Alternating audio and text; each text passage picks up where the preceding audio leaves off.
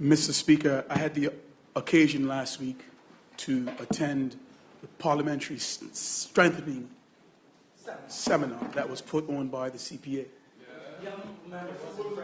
I had the opportunity to still have parliamentary responsibilities, professional responsibilities, family responsibilities, civic responsibilities, but I made it a priority to be there. During that seminar, we learned how to interact with each other, how to deal with each other appropriately. I was absolutely personally surprised of the personal and professional growth that I achieved from that seminar. I couldn't help but notice that one of the key aims of the seminar was to deal with how we interact with each other, to get the salient points out of our arguments, but more importantly, the ultimate aim was to keep in mind that we work for the people of Bermuda and for the betterment of the people of Bermuda.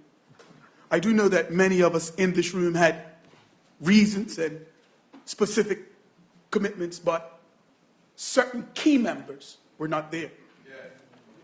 The key evidence that we have all personally and professionally decided as a result of those meetings is to make sure that we have the correct interaction, to make sure that we stay professional, to make sure that we use social media and we use the media for the betterment of the people of Bermuda. There were specific people that were absent that could have benefited. If you look at the people that were absent, it is noteworthy. Everyone was absent, had one specific thing in common. And I'll leave that with you, Mr. Speaker. From the opposition, Mr. Speaker.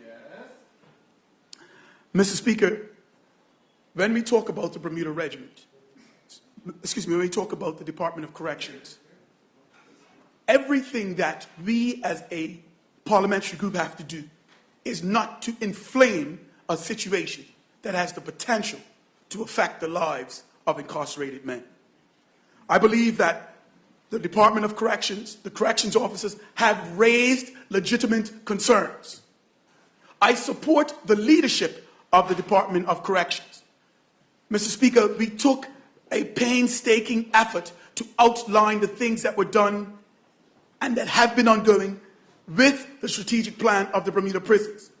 It is almost mischievous, if not criminal, for anyone to leave this room, to take everything positive that we said around security, around mold remediation plans, around training and development, and to leave this room and to leave the people of Bermuda with the misguided notions that our country's prison system is in trouble. I would say, like every other relationship, there are problems and there are challenges. The problems and challenges have been highlighted. Both sides said that they want to work to fix those problems. They sat around the table and they said, you have said that you want to do things with security. We want to put a list of priority in place. And we want to make sure that we agree with that list of priorities. We accept that you've done things with the CCTV, accepted that you've done things with the fencing. We have accept that you've done things with the PIN system, with the PIN telephone system. We accept that those changes have been made. We know that we cannot discuss the GEHI. We know that we cannot discuss the salary increase. Let's get back to the table around this. Let's agree to these terms. And everyone has said that we realize this is critical. The prison is not in a state of anarchy. It has never been in a state of crisis. There are specific concerns that are critical around the mold in the prison. And that is now a priority. We go to the water situation at the prison. It is almost incredulous that the minister, that was the minister at the time, that was tasked with fixing these problems a year ago, did not fix it, and now stands up in this house. Yes. Point of order, Mr. Speaker. Take your point of order. The honourable member is totally misleading the House. Not misleading. I wasn't the minister. Retracted. I am not withdrawing the House. Minister. Take it back. Minister. The minister said a year ago I'd ask him to calm down and get his facts correct. I wasn't the minister 1 year ago, 2 years ago, or 3 years ago. Minister, I relinquished the minister responsibilities to Senator Barron at the time. And so if the minister wants to criticize the OBA, he's fine. But get your timeline straight. It is a crisis now because it's on lockdown. Thank you. First of all, there is not a lockdown. Second of all, even if he was not the minister, he was the premier of this country, and he had dominion over every aspect of the running of this country. Has he forgotten his responsibility? The absolute gall. Talk to me. Just talk to me. Mr. Talk to me. Mr. Speaker, Mr. Speaker, under the OBA government, it was highlighted that there was a problem with the boiler. They purchased an electric boiler when they were given instruction not to purchase an electric boiler under the leadership of Mike Young. Mr. Speaker, the honourable member is once again misleading the House. Those instructions, if they are in fact correct, were between the civil servants and the people who threw procurement. Mr. Speaker. No. Mr. Speaker. No, we see that. No, we see that. No, Mr. Speaker. No, we see that. No, Mr. He Speaker. objected. Oh, yeah. No, Mr. Speaker. Take your seat. Take No, your seat. Mr. Speaker, because this... No, Mr. Speaker, this highlights a concern. No government minister is allowed to go in. Who approves the funding, Mr. Speaker, no government goes in. Who approves the funding, Mr. Speaker? I didn't take a lunch because I thought we'd be able to go through. I thought we'd be able to go through without the need for a lunch. But members, it looks like your stomachs are getting a little rowdy, but you're not going to exercise it in here. If you can't sit in there and be as you should, then do it right there. That goes for everyone. No matter which side we're on, we're coming here to discuss people's business. There's going to be differences. We're going to get through those differences in an orderly manner. What we're displaying right now will not be tolerated. You got to wrap up your comment. I'm still on my feet. Wrap up your comment, and then we'll go back to the minister. Yes, Mr. Speaker, the point of order and clarification is that ministers, while the budget's approved, every purchase doesn't come to their desk to be signed off on. If it does, that is micromanagement, and it's wrong. Minister? Mr. Speaker, and this is the double speak and hypocrisy that plagues that particular member of this House. This was a major purchase of over the amount that must go to cabinet, that must be discussed, and that member knows that. Mr. Speaker, the problem with the boiler commenced under the OBA government, under his leadership as premier of this government. Mr. Speaker, the Progressive Labour Party government knew that there was a problem with the boiler, and at the first opportunity, going through the procurement process, Mr. Speaker, have made it its priority to get a gigantic boiler on the island. Again, it is a false narrative that will stir up strife in a very delicate manner to tell and to insinuate to the people of Bermuda that this government does not care about its prison officers and does not care about the incarcerated men of this country, Mr. Speaker. And it is the modus operandi of that member, and I say that respectfully, Mr. Speaker. Mr. Speaker, we looked this year at the programs in this prison, and we know that we have to get these programs up and running. There were 12 inmates over the last year. Mr. Speaker, let me rewind real quick. There are over 50 men that are incarcerated in Bermuda for convictions of murder or serious crime with gun and gang-related violence. The government has put in a plan called the Violence Reduction Program. That is a program that for over 6 months, for a period of 6 months, prison inmates that are convicted of members that have been convicted of significant criminal offenses. They go through that program. They are given tutoring. They are giving mental health treatment. They are given BARC assessments. They are worked with hand in hand with the correction staff. Over the last 2 years, we have seen 12 men go through this particular training. At the end of it, we invited the press and we sent a press release. We articulated the concerns, the significant strides that they were making. The press didn't publish that. The press didn't publish. It was not put in the Royal Gazette, this particular, and we sent it back again for it to be published, because that won't sell papers. The fact that this government ensured and made sure that these men got the necessary training that they had, making sure that they got the necessary mental health training. There are programs that have been put in place in the prison. We believe there is a challenge with mold in the prison. There will be a specific emphasis making sure that prison officers have the right elements to deal with that problem. Mr. Speaker. We talked about the prison inspectorate, the HM prison inspectorate. That is a body that will come to Bermuda from the United Kingdom. They will look at the inners and the outers of the prison, and they will give clear indications of what will take place. That wasn't mentioned in the rebuttal minutes ago, when we highlighted the specific plans around each and every element. The strategic plan for the Bermuda Correction Service, Mr. Speaker, was written in September 2017. September 2017. This was led by the acting commissioner. Her and her team put together key elements that would be worked on. Members of the POA were present. They're not marching and going together without a plan going forward. This is a systematic plan to get the prison staff, to get the prison officers, to get the department and keep it on track. It includes a security plan. It includes a physical plan. It includes a personnel plan. The Prison Officers Association are highlighting their concerns.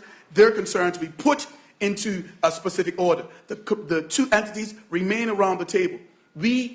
I do not want to leave this country, this honorable house, feeling that the prison is on its way to collapse. The prison system, i.e. the Department of Correction, it is not. There is impasse. The issues have been articulated. The key components at the table, and those components are being dealt with. Do we have a timeline? We do not. But we believe that everyone at the table has the impetus. The former member spoke that everything, the prison service is at work to rule, and so things must be upside down. Has he forgotten the legacy of leadership in which he left this country in? Debates at the House, protestations outside of this House. The country almost brought to his proverbial knees as a result of his leadership, and he has the audacity now to challenge a government that is every move they're making is to balance this country, to bring it back on track after $100 million spent lavishly on a boat race, and all of the money that we are now trying to redirect after it was misdirected under his leadership. We are now trying to fix and bring into touch, deal with the salaries, deal with the hirings. He now is challenging the very same people who are trying to fix the mess that his leadership created. We're a bunch of Mickey Mouse. That's what he said. He goes back. The honorable member retreats to his very comfortable position of knocking fintech. It is a clear case of an ideology that, number one, does not understand technology. Does not understand technology. Mr. Speaker, I would put my pension on it that he has absolutely no idea what block technology does, or what it is, or what it would take to set up a company of that nature in Bermuda. Blockchain, not block. Blocks are building the house. Blockchain. And what distributed ledger technology is. Yeah, right. He has no idea of what it means. Mr. Speaker, we have taken an industry that was nascent, that was in its genesis. The building blocks are in place. I, as the minister, have seen the company setting up in Bermuda. There are key people that are moving to Bermuda that are seeking to buy rent houses. And now, of course, he is right. Excuse me. The member of parliament is right that we now need to start highlighting these things, and the ministry is now working to collate and to highlight the jobs that are being created, the impact, the social impact that it will have with them coming to Bermuda and working tourism, setting up businesses in Bermuda and hiring Bermuda, training and development. Of course, those are things that should come in right order to quantify the advances that are being made in fintech. We can tell you that we are going in the right direction. Naysayers, purveyors of doom, will not take us off our plan and our trajectory. He speaks of arbitrage. The very reality is that he speaks as if it is the government that is responsible for regulating companies that come into Bermuda. That is the responsibility of the Bermuda Monetary Authority. So if the Bermuda Monetary Authority says that a company is not in the right order, has not filled out the proper paperwork, and it should not come to Bermuda, haven't they done their job? Mr. Speaker, Speak to me. Speak to me. We have had the opportunity to create a fund that on the successful licensing, the fund companies would put the monies into a fund that was set aside. Could we say how long the process will take place? The money has been, by their teams, been set aside. And when the process is completed, the money will be put into the fund. Has the process been completed? Of course the process has not been completed. So what? Should they put the money in the fund before the process is completed? You can't have your cake and eat it too. You're saying, the country has said that we want a robust vetting process. The process is being vetted. The process of being vetted is being robust. And now that the process is being robust and that every stone is being overturned, we now downcrown the very same process that we're doing. We have to make up our minds. The country understands that we are seeing contractions in certain part of the economy. Look at where we're going and understanding how we're trying to push tourism. Mr. Speaker, in the next few months, Mr. Speaker, we will see a plan that will, a review document that has come through by one of our leading accounting agencies that highlights some of the strides that we're making in tourism, highlights some of the opportunities that are presented in tourism. If we continue to rise to our feet and decry the government, decry every move that's being made, why would people want to come to a country where at every chance you get, every element that they're being doing is being decried, made corruptible? Members, speak this way. Speak this way. Point of order, Mr. Speaker. The honourable member is once again about the third time misleading the House. Mr. Speaker, I have to speak. Before you sit down. Before you sit down. Before you sit down. Acknowledge you first when you come up, right? You want to make a point of order? I'm going to accept your point of order. That means the Speaker has to take his seat. Take your seat, give me your point of order. Mr. Speaker, with the greatest respect, Mr. Speaker, I respect every decision you've ever made from that seat. That honourable member to rise to his feet and say for the third time this member is misleading this House, it is improper and it is inflammatory and I will not accept it, Mr. Speaker. Have a seat. Let me. Mr. Speaker, this at least the third time I've risen, but on that specific point, Mr. Speaker, the honourable minister says that every time we criticize the government's actions. We don't criticize every time. We criticize when it's appropriate with facts. Okay. No.